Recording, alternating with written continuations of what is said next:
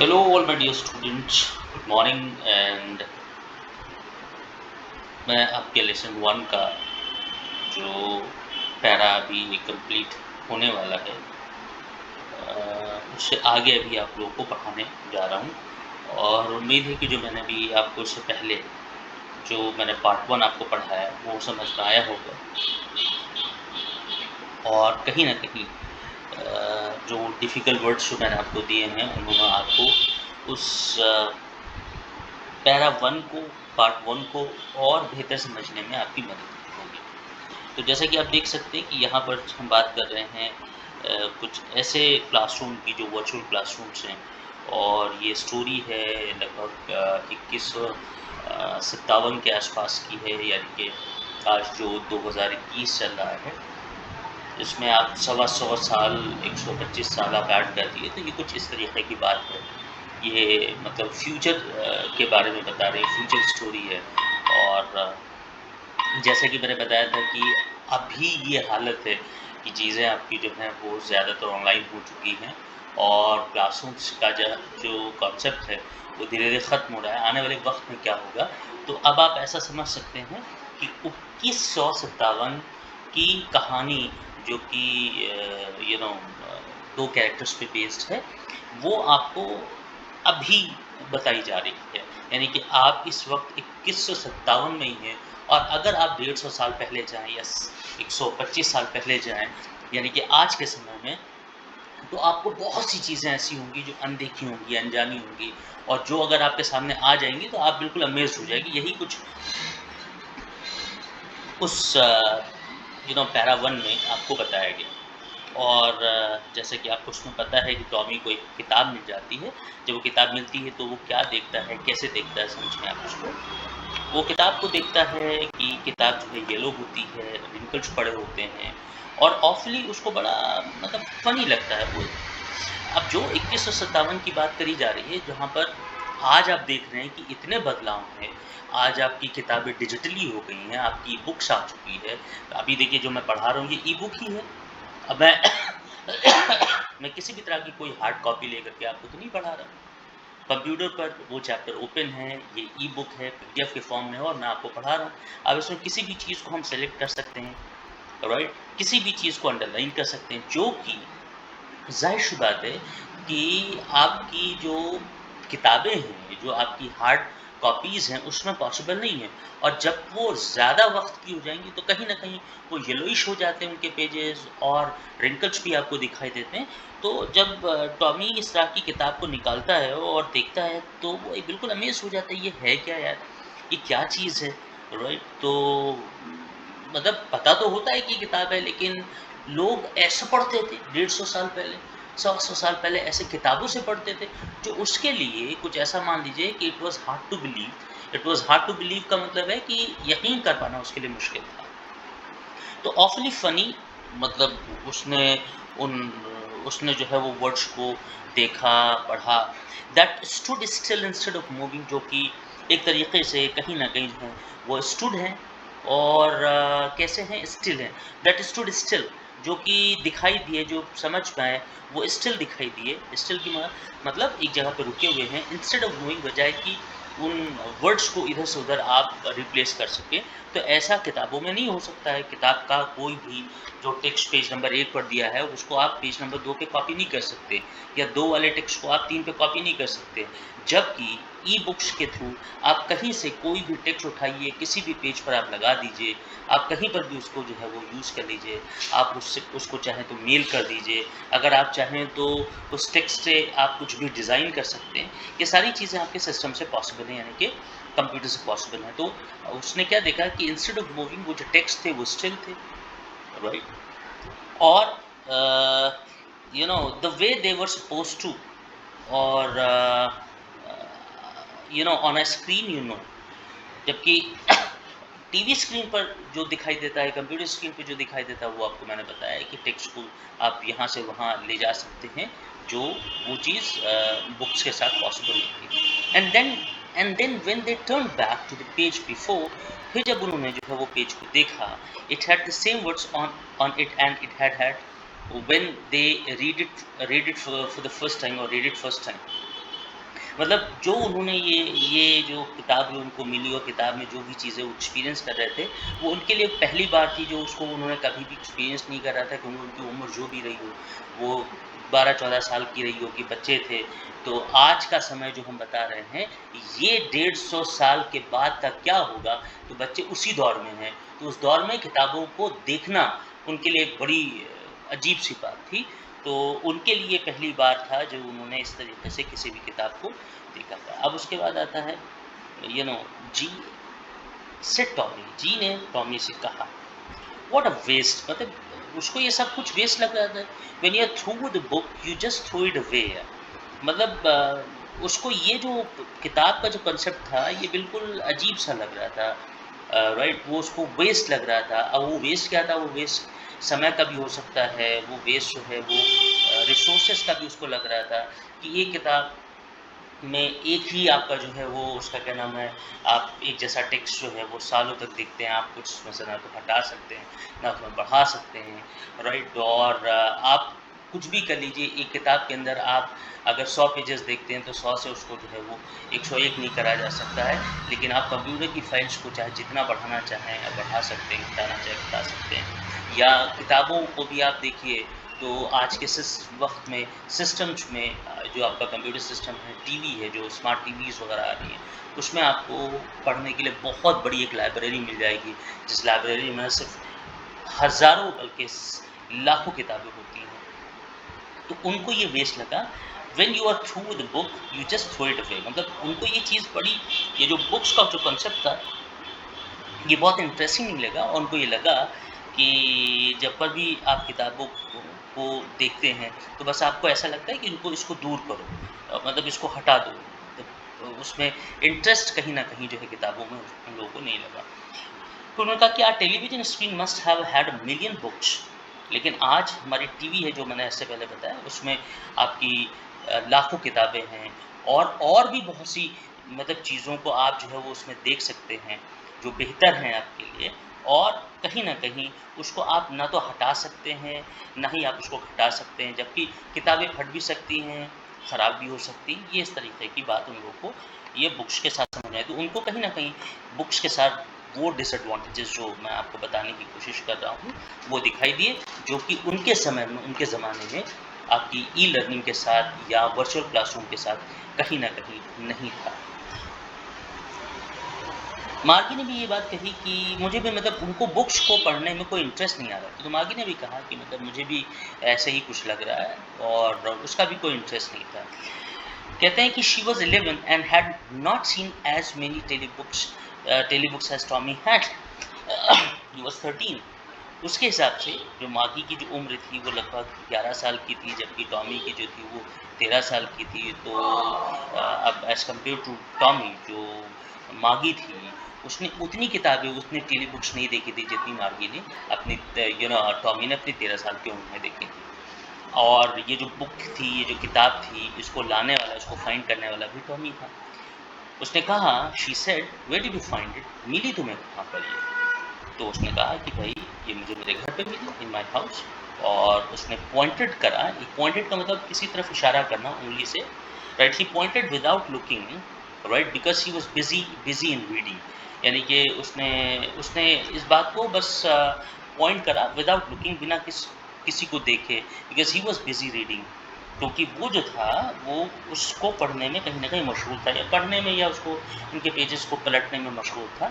अब जब उसने कहा तो उसने बताया भी, उसने कहा कि वो जो एटिक है, एटिक का मतलब एक स्पेस जो कि रूफ़, जैसे आप देखते हैं ना कि घरों के अंदर जो है रूफ़ होती है, छत होती है, उससे मतलब एक एक दीवार, एक एक ऐसी वॉल क्रिएट कर दी जाती है, एक ऐसा पैच बना दिया जाता है, जो कि आपके छत से नीचे का जो स्पेस होता है, जहाँ पर कोई चीज़ आप रख दीजिए और उसका क्या नाम है, आप वहाँ से उठा लीजिए, तो वो एटिक कहलाती है कि स्पेस बिलो द रूफ के नीचे का हिस्सा होता है। और अक्सर वो दीवार से जो है वो दीवार और छत जो है उसमें गैप होता है, जिसमें स्पेस होता है, तो आप बहुत सी चीज़ें जो आपकी फालतू की आप उनको रख देते हैं, तो उसको एटिक बोलते हैं।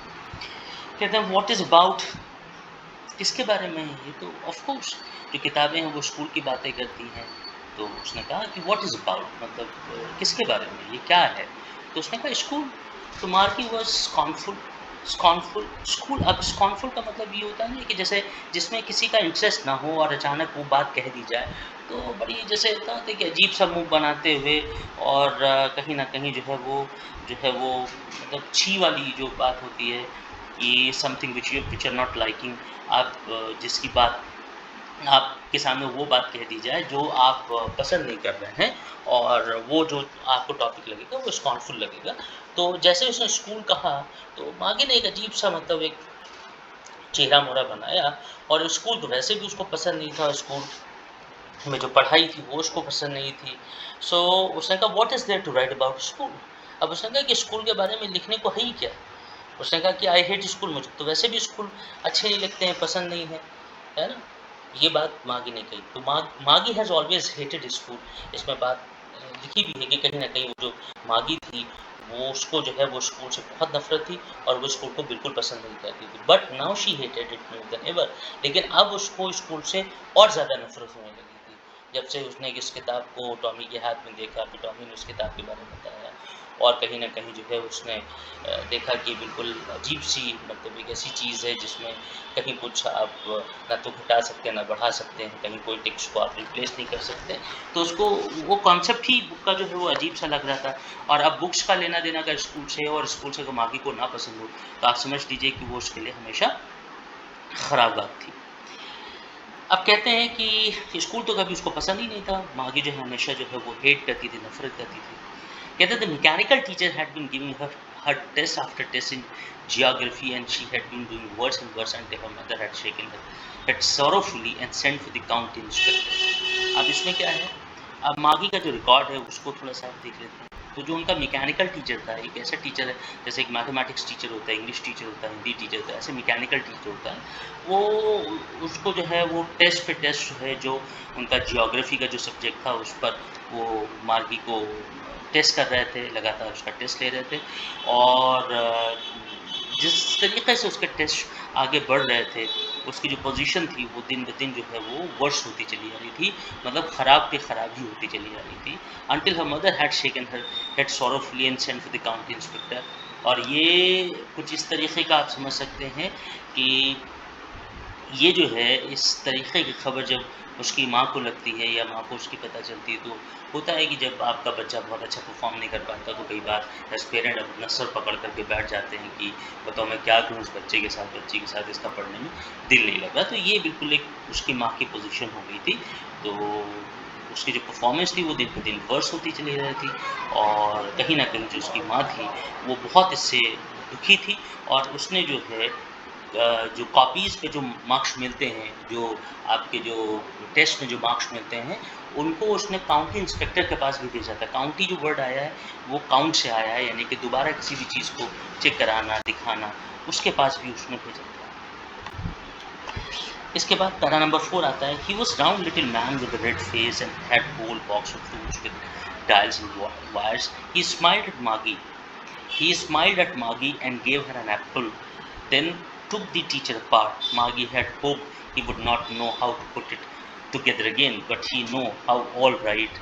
And after an hour or so, there it was again, large and black and ugly, with a big screen on which all the lessons were shown and the questions were asked, and that was so bad." अब ये इसमें कोई बहुत ख़ास ये para नहीं है, इस वजह से I would not repeat it, otherwise it will take a lot of time.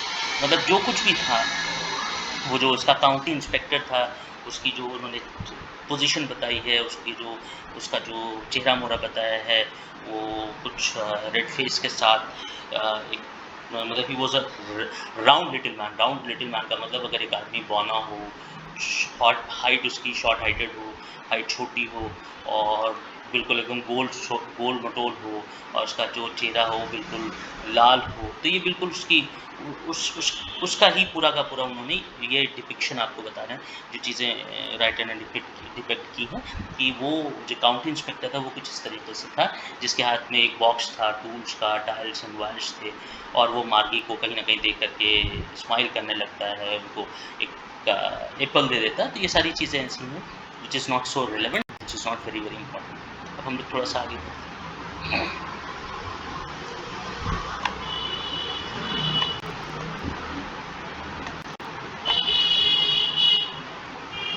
लिखा है कि most was a slot where she had to put homework and the test papers. She always had to write them out in a punch code they made her learn when she was 6 years old, and the mechanical teacher calculated the marks in no time. यहाँ इसको भी हटा देते हैं। उसके बाद आता है the inspector had smiled after he was finished and patted Margie's head. Patted Margie's, ये सारी चीज़ें जो अभी इसमें बताई जा रही हैं उसको आप आगे समझे। कहते हैं the inspector had smiled after, जो इंस्पेक्टर था वो सब होने होने के बाद मार्गी का ये जो इंस्पेक्शन का मामला था, जो मार्क्स का जो मामला था, जब उसने काउंटिंग वगैरह कर दी तो उसको देख करके, मागी को देख करके उसने स्माइल करा एंड पैटेड मागीज हेड। और कहीं ना कहीं कई बार क्या होता है ना कि टीचर जो है वो बच्चों के सर पर हाथ रखता है मुस्कुराते हुए, तो ऐसे ही उसने करा। He said to her mother, उस टीचर ने यानी उस काउंटी इंस्पेक्टर ने उसकी माँ से कहा, यानी कि मार्गी की माँ से कहा, it is not the little girl's fault, ये आपकी बच्ची की फॉल्ट नहीं है Mrs Johns. I think the geography sector was geared a little too quick. Those things happen sometimes. I have showed it up to an average 10-year level. Actually, the overall pattern of her progress is quite satisfactory. And he patted Margie's head again. उसने Mrs Jones से कहा कि आपको इसमें बहुत ज़्यादा घबराने की बात नहीं है, और मेरा अपना ये सोचना है कि जो जियोग्राफी का सेक्टर है वो गियर्ड विद लिटिल क्विक, मतलब इसमें थोड़ा सा जल्दी करनी होती है, और इतना अच्छा जो मामला था आपकी बच्ची का नहीं था, तो इस वजह से जो है उसकी परफॉर्मेंस जो है वो बहुत बेहतर नहीं हो पाई है। बट जो भी है उसकी प्रोग्रेस जो है वो अभी तो सेटिस्फैक्ट्री है। और उसने फिर जो है वो मागी के जो सर है उस पर उसने टीचर ने पैट करा। अब Maki was disappointed. She had been hoping that they would take the teacher away altogether. They had once taken Tommy's teacher away for a nearly month because the history sector had blanked out completely.